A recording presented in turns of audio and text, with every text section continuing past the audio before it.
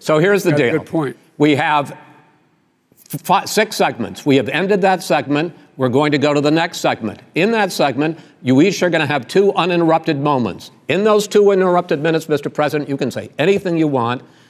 I'm going to ask a question about race, but if you want to answer about something else, go ahead.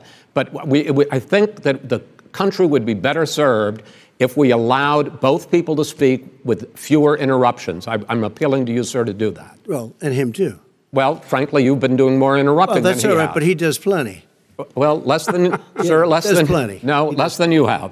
Es wirkt wie eine Diskussion mit einem Kleinkind. Die Rüge des Fernsehmoderators Chris Wallace fasst in nur wenigen Sekunden zusammen, wie die TV-Debatte zwischen Donald Trump und Joe Biden verlief.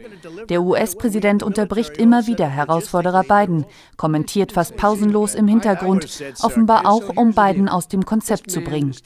So auch, als es um das Thema Polizeigewalt geht. What does reimagining policing mean? And do you support the Black Lives Matter call for community control of policing? And so we have to be engaged. That's not what they're talking about, Chris. That's not what they're talking about. He's talking about defunding the police. That is not true. He doesn't have any law support. He has no law enforcement support. Almost nothing. Auch als es um Corona und die Notwendigkeit von Mund-Nasenschutz geht, lässt Trump Biden nicht ausreden. Masks make a big difference. His own head of the CDC said if we just wore masks between now, if everybody wore masks in social distance between now and January, we'd probably save up to 100,000 lives. It matters. And they've also said the opposite. They've also said no serious person said the opposite. They've also said, well, look at Dr. Fauci. Dr. Fauci said the opposite. He did not say the opposite. We got a little bit more than a minute left in this segment. Masks are not good. Besonders pietätlos wird es, als Trump Biden das Wort abschneidet, während der über seinen verstorbenen Sohn Beau Biden spricht. My son was in Iraq. He spent a year there. He got the Bronze Star. He got the Conspicuous Service Medal. He was not a loser. He was a patriot, and the people left behind there were heroes. Really? And I resent. Are you talking about Hunter? Are you talking about Hunter? I'm talking about my son, Beau Biden. You're talking about. I don't know Beau. I know Hunter. Yeah, Hunter got thrown out of the military. He was thrown out, dishonorably discharged. That's not true. He wasn't dishonorably. Cocaine use.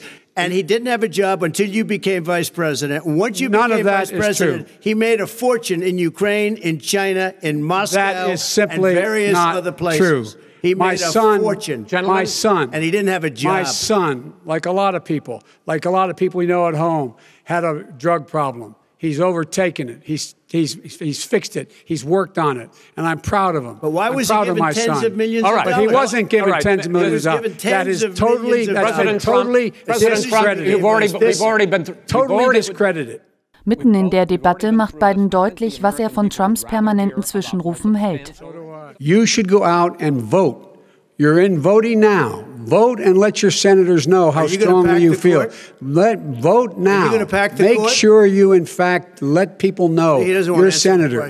I'm not going to answer the question because the question is radical left. Will you shut up, man? Listen, who is on your list, Joe? Who's on your list? Right. Gentlemen, I think this is so unprecedented. He's going to pack the court. We have ended this segment. We're going to Doch nicht nur Joe Biden wird permanent von Trump unterbrochen, auch Moderator Chris Wallace muss immer wieder neu ansetzen und den Präsidenten bitten, seine Fragen zu Ende stellen zu dürfen. Mr. President, the Supreme Court will hear a case a week after the election in which the Trump administration, along with 18 state attorneys general, are seeking to overturn Obamacare, to end Obamacare. You have spent the last... Because they want to give good health care. If I may ask my question, sir. Good health care. Over the last 4 years, you have promised to repeal and replace Obamacare, but you have never in these 4 years come up with a plan, a comprehensive plan to replace Obamacare. Of course I have. Well, I got rid of the individual mandate. I'm going to give you an opportunity. I got rid of the individual mandate, which was a big chunk of Obamacare. That is absolutely a big thing. That was the worst part of Obamacare. Sir, Chris, that was the worst part of Obamacare. Let me ask my question. Well, I'll ask Joe. The individual mandate was the most unpopular aspect of Obamacare. I got rid of it. And we will protect people with pre-existing conditions. I'm the moderator of this debate, and I would like you to let me ask my question, and then you can answer your question. Von diesem Abend in Erinnerung bleiben wohl vor allem chaotische Redebeiträge. Für die nächste TV-Debatte bleibt zu hoffen, dass der Moderator eine Stummschalttaste für die Mikrofone beider Kandidaten hat.